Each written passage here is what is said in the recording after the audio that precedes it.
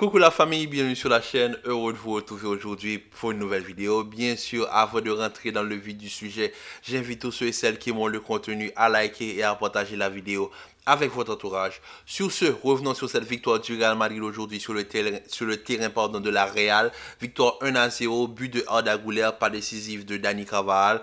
Comment vous dire, aujourd'hui on a eu droit à une rotation complète de la part de Carlo Ancelotti et franchement ça fait du bien.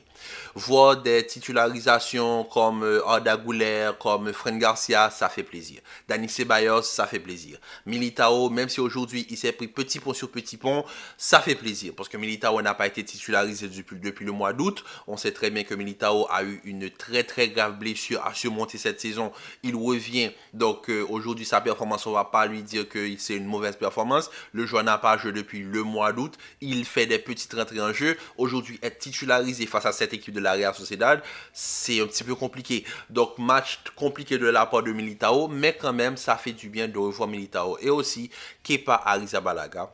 Kepa Arrizabalaga qui, n'oublions pas, provient de l'Athletic Bilbao. On sait tous que le derby c'est Bilbao et la Real Sociedad. Aujourd'hui, je pense que Kepa sort du match avec les honneurs parce qu'aujourd'hui, Kepa nous a pondu une top performance où il gagne même un clean sheet face à cette équipe de la Real Sociedad. Maintenant, rentrons dans le vif du sujet avec ce match qui m'a laissé un petit goût amer, tout petit peu. Parce que on ne peut pas critiquer cette équipe qui a été alignée aujourd'hui de la part de Carlo Ancelotti. Pourquoi? Parce que cette équipe-là, c'est des joueurs ils ont appris à se découvrir aujourd'hui. Ces joueurs-là n'ont pas l'habitude de jouer ensemble. Beaucoup fêtaient leur première titularisation comme Arda Güler. Donc on ne peut pas vraiment critiquer. Pour des joueurs qui n'ont pas l'habitude de jouer ensemble, tu les mets ensemble face à la Real Sociedad, une équipe qui aujourd'hui, on l'a vu, a imposé un pressing intensif, mais d'une brutalité. Quand je dis brutalité, c'est pas genre ils étaient physiques, il faut donner des coups. Non, mais la brutalité de l'intensité qu'apporte la Real Sociedad dans ce match, mais c'est du n'importe quoi. C'est du n'importe quoi. Et c'est lors de ce match que tu décides de faire une rotation. D'accord, je peux comprendre. Tu voulais sécuriser la Liga avant d'implanter des rotations. Je peux l'accepter. Maintenant, aujourd'hui, c'est normal que l'équipe que tu mettes aujourd'hui souffre un tout petit peu face à la Real Sociedad. Parce que les joueurs, ils n'ont pas l'habitude de jouer ensemble. Quand tu mets une attaque, Brahim, qui a l'habitude de jouer avec des joueurs très véloces, très explosifs comme Vinicius, et aujourd'hui tu le mets avec un Arda Güler qui cherche encore ses repères. Tu as un Ocelou, on ne sait pas dans quel rôle tu le mets. Est-ce que tu le mets en tant que buteur? Est-ce que tu le mets en tant que pivot? Est-ce que Arda Güler va prendre le côté? Est-ce que Brahim doit prendre ce côté? Donc, ils n'ont pas encore les automatismes et ça s'est vu dès que Vinicius, Camavinga, Rudiger sont rentrés en jeu. On a vu que l'équipe a retrouvé certains automatismes et que le ballon bougeait d'une bien meilleure manière. Ça s'est vu tout de suite. La rentrée de Rudiger a fait du bien. La rentrée de Camavinga qui devait marquer en toute fin de match, malheureusement, il ne marque pas. Ça fait du bien. Vinicius aussi qui aurait pu marquer, malheureusement, aussi était au jeu, mais Vini rate la balle aussi. Donc ça fait du bien. On voit que c'est une équipe quand même sur laquelle on peut compter, les joueurs peuvent compter l'un sur l'autre. Et franchement, ça fait plaisir. Donc aujourd'hui, la Real Sociedad qui eux, se battent pour une place européenne, c'est normal. Je m'attendais à avoir une Real Sociedad qui impose un pressing intensif au niveau du Real Madrid. Suite à cela, on a eu un Real Madrid qui avait énormément de déchets. Je ne sais pas combien de ballons le Real a perdu en première mi-temps. Revenons sur la première mi-temps. Avant le but d'Arda Güler. C'est un Real qui a énormément de déchets. Un Real qui ne pouvait même pas sortir de sa phase de sa partie de terrain. Un Real Madrid qui était confiné, étouffé, mais vraiment qui était attaqué de tous les côtés. Barrenechea, mais quel joueur de football. Le gars a fait du sale sur le côté gauche, sur le côté droit du Real Madrid. Il est venu faire du mal. Le petit pont qu'il a mis à Militao, la balle là qu'il récupère suite à sur Arda Güler. Ensuite, il pénètre la défense comme un couteau chaud dans du beurre. Il glisse la balle pour Kubo, qui ensuite frappe la balle du pied gauche. Ensuite, on a Kepa qui fait un arrêt solide sur sa ligne. Je vous le dis, franchement, la Real Sociedad d'aujourd'hui, ils n'ont pas montré un mauvais visage. Maintenant, suite à une équipe de la Real Sociedad qui voulait qui voulait avoir cette victoire, on arrive quand même à faire un résultat avec une équipe dont qui n'avaient pas l'habitude de jouer ensemble, franchement, je pense qu'on peut dire que c'est une performance plutôt acceptable de la part de nos Madrilènes. Et aujourd'hui, le bonheur qui, je pense, qui est en train de d'éclore dans le cœur de tout Madrilène, c'est le fait de voir Arda Güler marquer ce but-là qui nous ramène 3 points.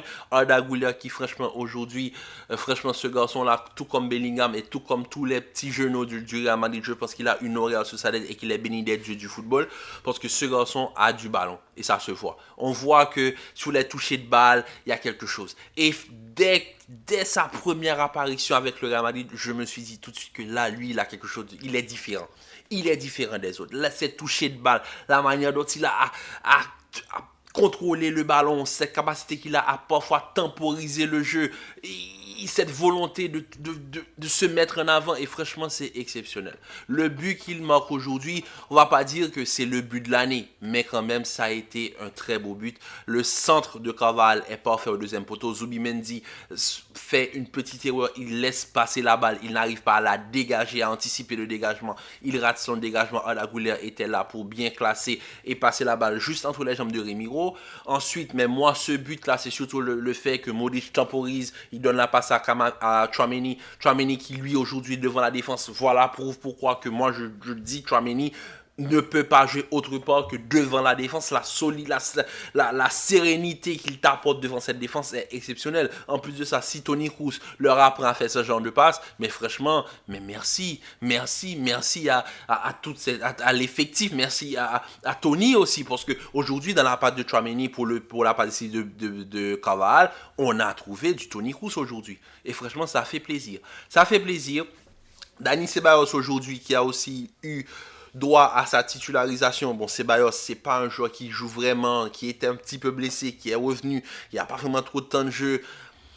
Donc, match assez moyen de sa part. Fran Garcia, aujourd'hui, pour moi, Fran Garcia, c'est l'un des points forts de ce match et je tiens à le préciser parce que beaucoup m'ont dit que Fran Garcia aurait été ridicule devant Lamine Yamal.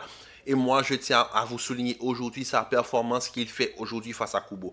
Fran Garcia s'améliore énormément sur le point de vue défensif. On voit aujourd'hui, Fran Garcia, aujourd'hui, il était dans un cadre où il aurait pu déborder comme il a l'habitude de le faire. Aujourd'hui, on a eu un Fran Garcia très, très discipliné sur le point de vue défensif. Et ça fait du bien. Franchement, pour l'équipe qui a été alignée, et pour ce qui a été proposé face à une équipe qui, eux, veulent aller chercher une place européenne, une équipe qui est venue te mettre un pressing digne des plus grands matchs de la saison, on va pas se mentir, le Real Madrid, avec des joueurs qui sont en train de se découvrir l'un l'autre, ils arrivent à remporter la victoire. Franchement, je pense que là, il n'y a rien à dire. La Liga, elle est à nous. Et comme l'a dit Fran Garcia en conférence de presse, il devait venir montrer que cette Liga-là, c'est la leur. Et franchement, bravo. Bravo, j'ai rien à dire aujourd'hui. Performance plus que acceptable. Maintenant, focus sur la Ligue des Champions. Le Bayern de Munich arrive à grands pas. Le match arrive à grands pas. Il va falloir taper le Bayern de Munich chez eux avant le match retour qui sera la semaine d'après, tout de suite après.